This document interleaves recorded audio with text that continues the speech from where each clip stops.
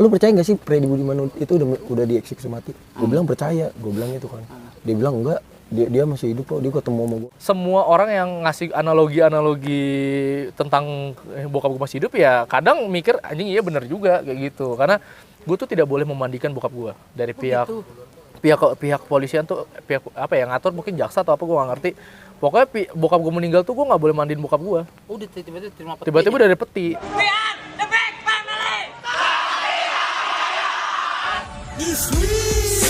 Sad territory, not listen. Yes, come home, homie, come with me. Join in the party, here it is. South Warrior family. Sad territory, not listen. Yes, come home, homie, come with me. Join in the party, here it is. South Warrior family. Nah bang, terus kan ini kan gue sempet ini sering nonton konten tuh yang diundang-undang. Siap. Itu kan gue menarik banget bang, soalnya nih di akhir-akhirnya itu tuh dia bokap lu tuh kayak bener-bener berubah totalitas dah dari background darinya. Itu gimana bang ceritanya? Gue kan kalau lihat di media kan kurang ini nih, kalau langsung dah lu ceritain gimana intinya. Jadi ya dari 2013 itu bokap gue udah memutuskan dia udah nggak mau nyentuh narkoba lagi. Itu realitanya seperti itu. Gue nggak tahu lah ceritanya sampai akhir hayat dibilangnya bokap gue masih make, gue nggak ngerti. Tapi titik balik pertama bokap gue tobat itu adalah ketika satu hari itu bokap gue bilang udahlah papa udah cukup aja gitu. Udah nggak mau udah capek lah itu. Akhirnya situ dia karena dimimpin nama kakek gue gitu. Dia dimimpiin disuruh udah stop gitu. Akhirnya bokap gue dari situ sejak itu dia benar-benar ngebuang semua yang buruk di dalam. Dia tuh di dalam penjara kan masih ngerokok. Dia berhenti ngerokok. Tato di dalam penjara tuh dia bersihin sendiri pakai pastrika, bro. Bro. Gila mental. Tatonya dia tuh punggung full 1, 2, 3, 4. Ceritain bang. Semua. Lu gue nanya kenapa nih anjir? Papa mau bersihin tato gitu. Ya gitu. Baju udah outfit udah beda lah pasti ya, udah pakai baju Islam lah. Udah abis itu numbuhin jenggot juga nggak ini pakai jadi pas numbuhin jenggot tuh bokap gue ada salah satu terpidana teroris ngasih tahu bokap gue, jadi ada lu tumbuhin pakai ini minyak lalat hijau. Lalat hijau mah yang gede-gede tuh ditangkap terus dihancurin, diolesin kayak gitu ya. Dan coba teroris. Bagus gue mau nemuin ini juga. Kayak gitu, makanya dari sejak itu bokap gue tuh udah berubah banget tuh. Gitu udah ketemu sama gue juga. Gue tuh setiap berapa saat tuh dikasih surat-surat sama dia kayak gitu. Setiap ketemu. Gue denger sampai di yang mau itunya di rakyatnya itu dia sampai apalin ataman mulu. Kalau sehari tuh ya bokap gue nggak selalu hatam Al-Quran. Pasti Selalu katanya ya seperti itulah, karena dia setiap kali ketemu gue juga megang Al-Quran. Iya gue pernah ngeliat kan tuh. Dia sampai detik terakhir ketemu sama gue tuh dia memang selalu baca Al-Quran, dan emang dia seyakin itu ya, dia nggak mau ngapain lagi sih dalam penjara. Dia nggak suka baca buku gitu ya, Al-Quran yang dibaca sama dia. Makanya dia bilang waktu itu kan sehari 7 kali hatam. 7 kali bokap gue yang ngomong tuh. Gue setengah aja nggak apa bang, nggak kuat gue kayak gitu kan. Keluarga gue tuh memang udah kemampuan kapasitasnya background agama lumayan kuat. Pengikut Habib kayak gitu, Habaib. Keluarga gue lumayan kuat. Dan kalau dilihat dari cerita juga, di cerita lu nih bang, bokap lu memang apa ya, enteng banget tangannya buat memberi itu. Dan gue tuh didikan agama gue tuh dari kecil. Sebandel-bandelnya gue di luar ya maaf lah ya, gue kayak di luar tuh pacaran apa, pulang tuh ngaji. Kalau gue tuh dididik ada guru ngaji lu. Disuruh ngaji. Memang tuh pendidikan utama tuh di rumah pun. Iya. Jadi kalau di rumah lu udah hancur ya di luar pasti lu lebih hancur. Iya, nggak bisa nyalain guru dan teman-teman sekitar sih ya. Nah bang, terus kan kita singkat cerita terakhir nih, gimana kan, maaf ya detek-detek kayak gitu, gimana momen yang paling lu nggak bisa lupain dah? Ini angsa gue tembak tuh. Ya momen 3 hari tuh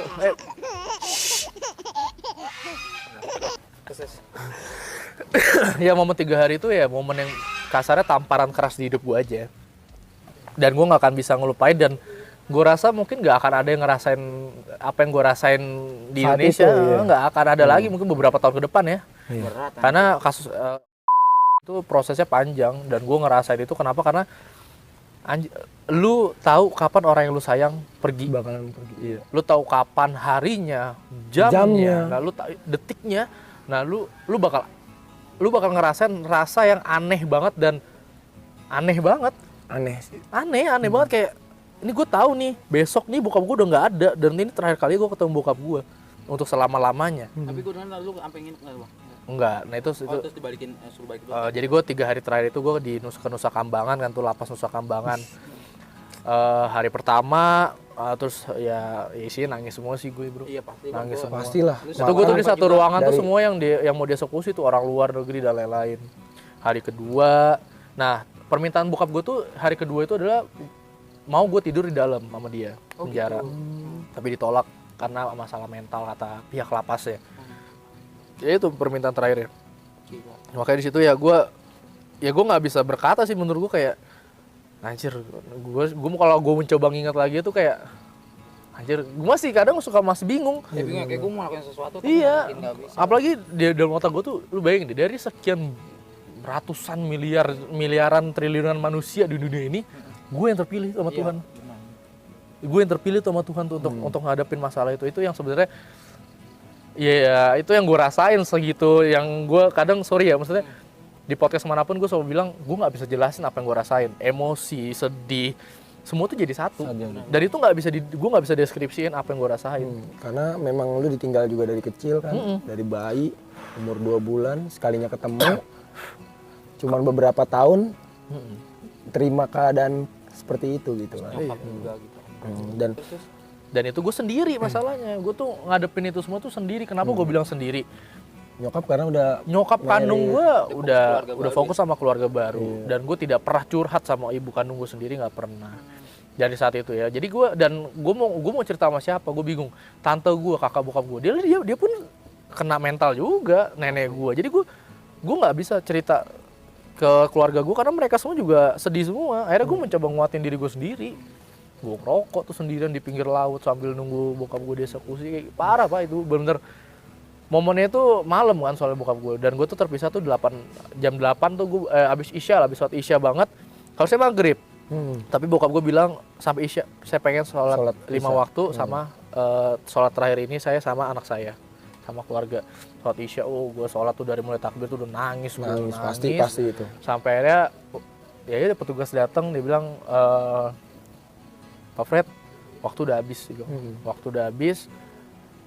Udah di situ gue meluk bokap gue nangis gue bener-bener ya udah gue meledak tuh, gue nangis. Ya udah habis itu gue bener-bener gak bisa berkata-kata lagi. Terus bokap gue cuma bilang, ingat pesan papa, Dede sekarang nangis sebanyak-banyaknya, tapi janji sama papa setelah Dede keluar dari lapas ini jangan pernah keluarin air mata lagi. Itu yang pesan bokap gue, inget. Ya udah akhirnya gue nangis, terus gue bilang ya papa sayang Dede gitu-gitu. Perpisahan, pamitan, pelukan terakhir, gue dicium bokap gue. Itu yang paling berat adalah ketika gue melangkah menjauh. Ini lapas kan, terus gue melangkah keluar. Nggak boleh lihat siapapun keluarga kan. Iya, habis itu gue keluar kan. Di situ gue yang bokap gue berdiri depan kamar dia, ya dada-dada, masih mencoba nguatin diri gue. Ya gue udah hilang tuh. Gue udah bener-bener entah yang di otak gue cuma satu waktu itu, siapapun ini yang nahan-nahan gue lagi, demi Allah gue pukul abis sama gue gitu. Gue mikir udah nyari pelampiasan, gue nyari pelampiasan. Sampai gue keluar, petugas tuh udah anjing, gue sikut-sikut lah udah. Akhirnya gue keluar, tapi ngeliat bokap gue kayak udah tenang, semangat. Dari jauh tuh ngeliat bokap gue, akhirnya pas langkah terakhir kan gue ini tembok, ini bokap gue di sini kan L, bentuknya L. Nah ini tembok, ini pintu keluar di sini. Nah ini bokap gue, akhirnya gue pas mau kesini, gue lihat terakhir, dia bilang, dia teriak papa sayang Dede, papa sayang kalian semua. Udah gue keluar. Gila, sedih banget bang. Udah tuh, gue keluar ya, udah gue keluar terus gue nunggu pakai truk barak gitu, barak TNI, gue ke perbatasan, udah gue turun. Gue berdua sama tante gue kan, jadi yang ke tempat bokap gue tuh berempat, gue, nenek gue, tante gue, kakaknya bokap gue yang cowok. Nah akhirnya tapi nenek gue sama kakak gue yang cowok udah ke Surabaya dulu hari kedua karena harus nyiapin pemakaman bokap gue, karena bokap gue minta di Surabaya. Karena bokap gue minta di Surabaya, padahal kita udah nyiapin di Jakarta, di Jeruk Purut. Jeruk Purut tuh ada kakek bokap gue tuh di kakek gue tuh di Jeruk Purut. Oh, jadi bisa kayak tiban gitu ya, Bang? Ya? Bukan, emang kita punya kita punya makam keluarga gitu. Akhirnya tapi bokap gue minta Surabaya karena Surabaya berarti banget kan buat dia. Ya udah akhirnya gue nemenin. Udah gue cuma pinggir laut tuh, rokok sendirian. Ngerokoknya sendirian. Tante lu muatin gitu ya? Tante gue di ruang tunggu, ya nangis terus aja, ngaji, dia bener-bener nenangin diri, gue juga nenangin diri sendiri. Sampai akhirnya Cilacap mati lampu. Oh, sempat mati lampu? Sempat mati lampu dan sempat badai. Ini bener demi Allah ya, gue bukan Indosiar ya maksud gue ya. Bener-bener badai, tenda tuh terbang, kursi-kursi plastik terbang. Itu bener-bener di depan mata gue sampai gue terus masuk.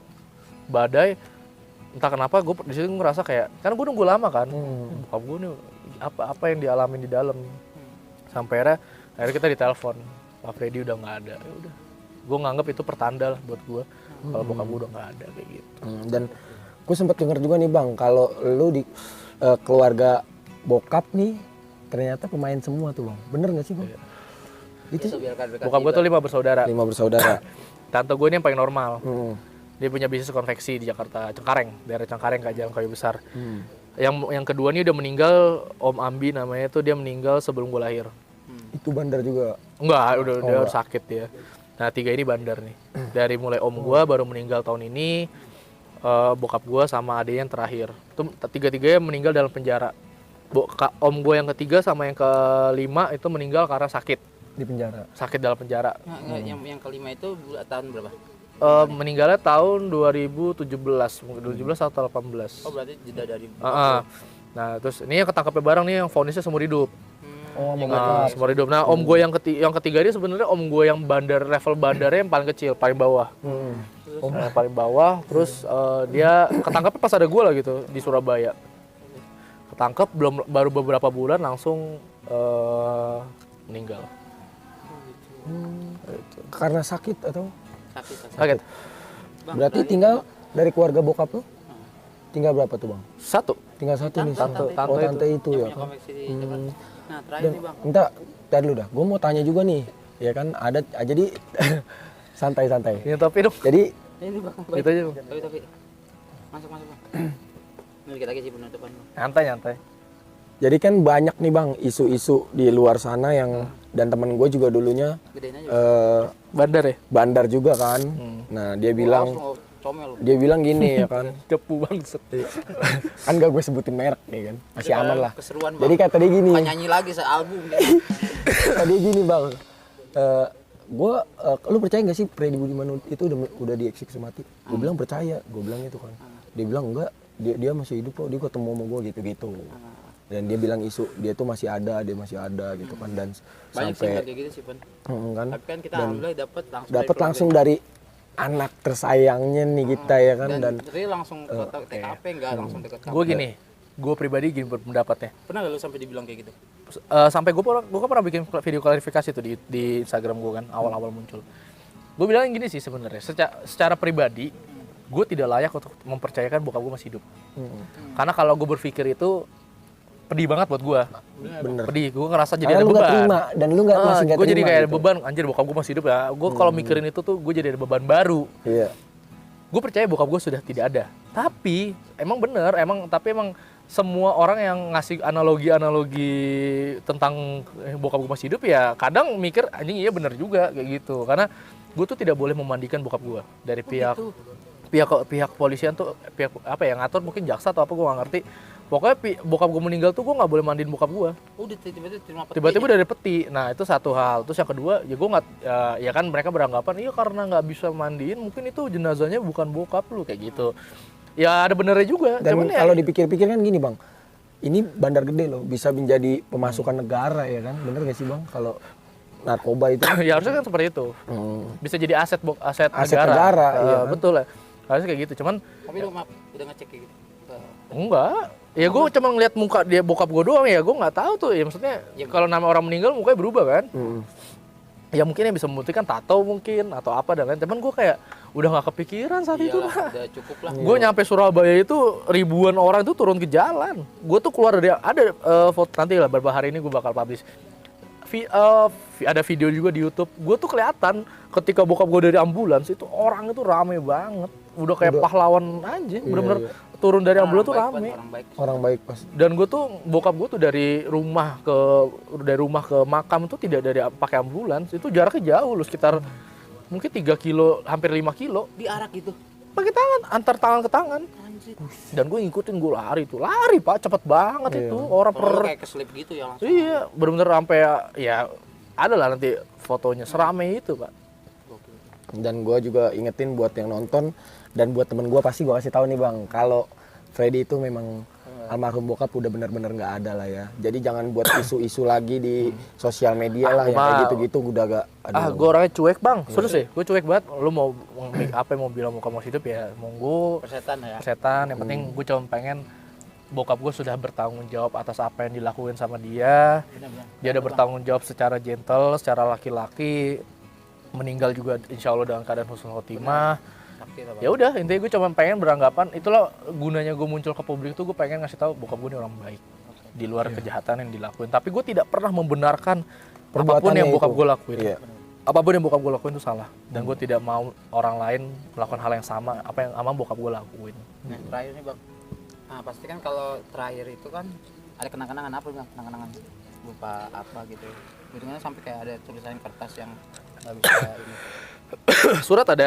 Surat itu surat pesan dari bokap gua, ada baju, ada baju sayangan bokap. Bukan, baju bokap gua pasti eksekusi mati. Oh dikasih? Ada dikasih, itu di aja. apartemennya. Itu di YouTube gua ada tuh, udah gua ituin itu. Jadi ada satu tas isinya, itu yang bokap gua titipin terakhir kali sebelum dia eksekusi. Dia bilang, setelah saya nggak ada, baju ini tolong dibersihkan, tolong kasih ke anak saya. Oh gitu, dia mana? Ya, jadi dalam itu ada Al-Quran, ada foto-foto dan yang lain. Itu aja kenangan sih terakhir. Gitu. Berarti masa yang surat ini isinya apa Bang? Sampai tahun kayak edukasi gitu kan? Gue pengen sih ngasih tahu, cuman ini lagi hujan nih kan sebenarnya. Nanti lu kalau di dalam nanti kita masukin nggak apa-apa. Intinya surat itu isinya pesan bokap gue, jangan, dia tahu gue kan gue orangnya emosional banget ya. Kayak pesan jangan hati-hati ngomong. jangan mudah emosi, dia bilang pokoknya harus sayang ini sayang itu, sama surat lah. Zikir sama zikir. Terus terakhir dia bilang papa sayang Dede. Oh gitu. Ntar foto aja nggak apa-apa. Okay. Mungkin jadi buat pelajar-pelajar nih, lu kalau hidup edukasi dong Bang, ini kan channel pelajar nih. Apa ya, gue tuh emang mikir gini, gue ngerasa tuh banyak banget pelajar-pelajar anak-anak muda melihat sesuatu yang negatif tuh keren. Tawuran banyak lah. Gue pribadi jujur ya, gue nonton Crow Zero kan, aja gue rasa tawuran keren banget bro. Adalah kepikiran hal itu yang jadi kita punya gairah baru kan. Sama kayak narkoba ini kan selalu diidentikan dengan mafia, Escobar, kehidupannya mafia sini keren. Gue mengaku kehidupan gue aja jadi anak bandara kadang ngerasa, oh gila nih. Ya ini hidup men, kayak gitu. Ada bangganya. Dan apa yang gue lihat bokap gue ngelarin duit $, pak, ambil. Itu kelihatan ya, siapa yang nggak punya hidup kayak gitu kan. Iya. Cuma percaya aja di balik kenikmatan dunia itu palsu ya Bang. Palsu semuanya. Yang kadang tuh orang tuh terbutakan sama uang. Dan kadang tuh kita hanya ada duit dikit, ada peluang dengan cara negatif dapetin uang banyak, kita buta mata kita buta, kita tujuan dengan uang. Padahal kenyataannya hidup tuh hancur di situ. Bokap gue tuh hancur karena narkoba, dan dampaknya bukan sama bokap gue, ke gue juga hancur. Gue kehilangan orang yang gue sayang karena narkoba. Dan bukan lu doang kemungkinan ya Bang. Betul. Keluarga juga. Banyak orang banget tua, lah. semua imbas ya. Banyak orang yang banyak lah sekarang korban-korban dari tawuran, dari narkoba, banyak. Jadi buat teman-teman yang sekarang hidupnya masih normal, punya 2 orang tua, punya rumah, tempat yang nyaman, masih bisa makan keluarga, lu jangan lakuin hal-hal bodoh. Udah lu enakin aja hidup lu, makan keluarga, masih dapat perhatian keluarga, alhamdulillah. Kayak gue jadi sebatang kara sekarang gara-gara narkoba. Itu. Takdir lu udah enak, nggak usah nggak enakin lah. Iya, lu udah enak ya udah enakin aja, ngapain lu malah ngambil hal-hal yang sensasi-sensasi. Oke, gue terbalik ya. Oh gitu ya. Iya. Keren banget. Jadi nakal tuh nggak keren lah. Cuman emang lu harus nakal biar lu nggak kaget aja ya. Cuman ada batasannya. Bener kata lu tadi, gue setuju banget tuh Bang. Harus ada batasannya. Jangan terlalu berlebihan. Oke, soy, gue akhirnya aja kisah kasih sekolah. Gue Inus Martin Mamaer. Gua Repen. Saya Fikri Budiman. Salam damai alumni. We are the big family! This week, Sad territory, not listen. Yes, come with me. Join in the party, here it is. South Warrior family. Sad territory, not listen. Yes, come with me. Join in the party, here it is. South Warrior family.